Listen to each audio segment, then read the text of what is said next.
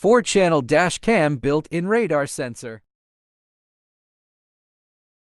After the car has been completely powered off, it will into radar parking monitor mode. When the radar does not sense a moving object, the recorder is switched off and does not work. When a moving object is sensed, the radar is immediately notified the recorder to go to power on and enter recording mode. This dash cam is built in 360 radar. All around the car may be sensed by the radar detection.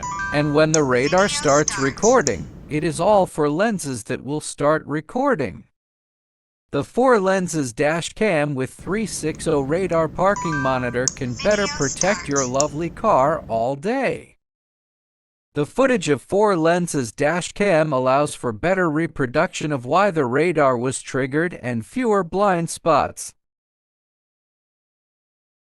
In a 4 lenses dash cam, the left and right cameras are also very important. So many scratching and overtaking happen from the left and right of the car.